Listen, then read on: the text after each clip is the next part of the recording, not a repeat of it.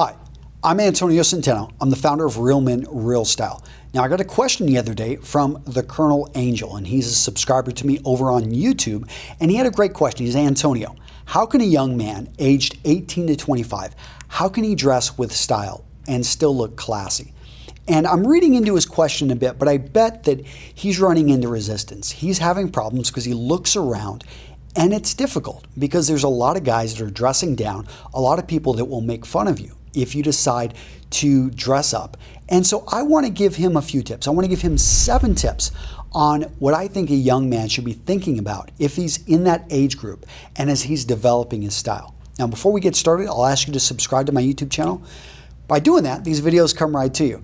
And I put out videos, going to be putting out quite a few over the next 6 months. Try to get to about 1 a week. So I don't want you to miss any of them. And by being subscribed, you're going to get all these videos coming right to you. And if you like this, if you want to comment, as you can see from this video, I do respond to my commenters. I care what you guys are saying down there below. And I want to be able to add value and create content which is perfect for you.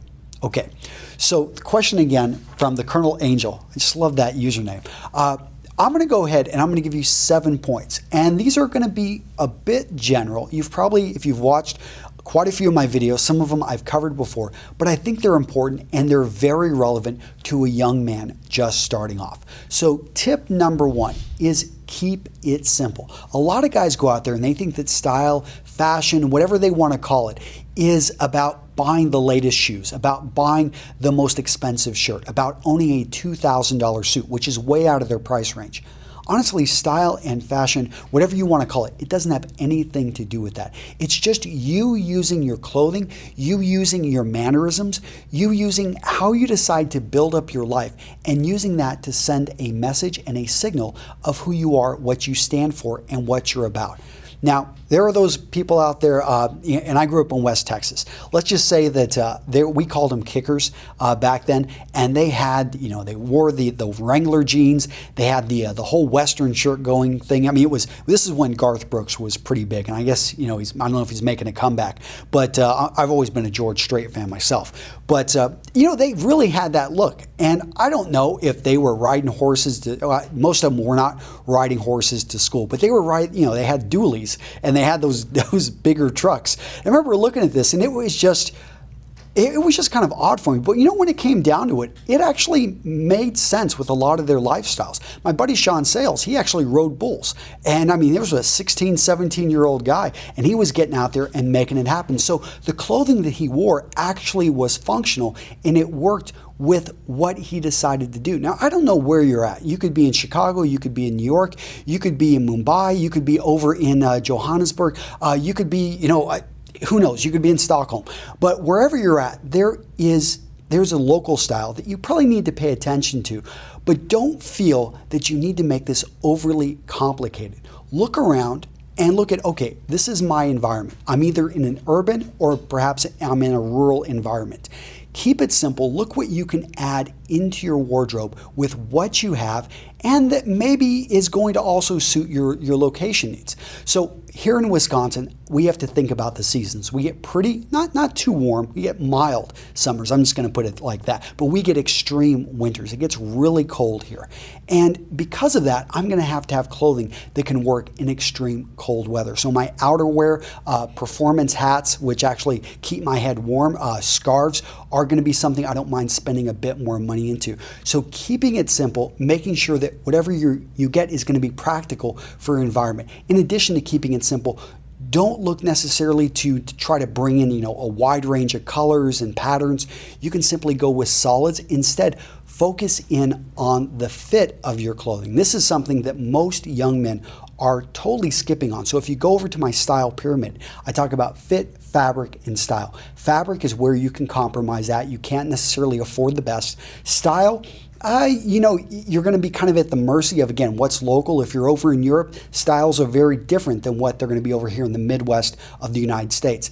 But by keeping it simple, by perhaps going to thrift stores, by looking at that kind of stuff, I think you're going to stand a good chance. Focus in on that fit. And again, keep it simple, keep it practical. I think it's a great place to start. So number 2, and I alluded to this, go to thrift stores. Now, there's two reasons why I'm going to recommend you go to thrift stores. Number one is they're inexpensive, so you probably don't have a whole lot of money and you're having to make things work for you. Going to a thrift store is you're going to get the most bang for your buck. But the other great thing about thrift stores or consignment shops or hand-me-down or simply asking around your own family, I'm going to put that in this category as well, is that you're not going to be a slave to the current trends. Usually what you see in thrift stores, or even what you're going when you're going through your dad's closet, what you're going to find is you're going to have to be much more selective about, okay, does this actually fit me and is it going to work? Is it too dated for me to wear, and is it going to feel like a costume, or could I actually pull this off? I had a good buddy, and his father they were from the San Francisco area, and he was always wearing these psychedelic ties. I mean, he'd wear a lot of clothing that his dad wore in the 70s. And I remember it was actually pretty cool. Rob had this unique style, and it really got a lot of attention, and he loved it. He was always like, hey, yeah, this is my dad's tie. And it was really interesting. It worked for him. And his dad actually, they were about the same size when they were that age. And so he was able to get it dirt cheap, I mean, basically for free. I think he did get a few things adjusted to fit him, but it was really cool how he was able to use and not be tied to current trends and to be able to start making decisions for himself. So that's probably the big advantage of thrift stores, is you've got to go in there and you're looking at things from the 1950s, in some cases, from the 1970s, 1980s, 1990s, and you're having to make a decision, what am I going to go with? Okay, so number three, and I alluded to this as well, is study history. History is very interesting because if you look at men's clothing, it's actually a story of history. This casual shirt right here, why does it have two breast pockets, and why do they have flaps on them? This actually comes out of the military. It's based off of the military shirt. And why was the military button-up shirt? Why did they have pockets? Well, to store ammunition or anything, matches or anything you may need. I mean, if we go even farther back and we look at the Revolutionary War, some of the uniforms, they had pockets at this height because if you're going to be firing your weapon and you're going to be packing, you want to basically have it. So this is very easy to reach into, that it doesn't, you don't lose it. In addition, it's really cool to go back there and look at some of that clothing from that time period. So really go back and restudy your history. Look at the trench coat, a classic piece that has been around, I mean, since the Boer War. And if you go back and you look at the companies that developed this and how it became basically a classic menswear piece after World War I, they had all this surplus clothing and they needed to do something with it. The same thing coming out of World War II, out of Vietnam. We see the fatigue jacket coming into play and becoming popular. The safari jacket, all of these things, when you know the history, you can have the courage and the strength to wear this, and who cares about the ridicule? In fact, you can explain to your friends and start to talk with them about, hey, let me show you this, but I'll talk about that here in a second. So number 4 is to find a mentor. Preferably local if you can, but find somebody that's dressing up. It could be a local pastor. It could be someone that is a musician. I find that these gentlemen oftentimes, because they're performers, or in a sense a pastor is when he gets up in front of a crowd, because he's a public speaker, he's someone up there trying to convince and trying to persuade people.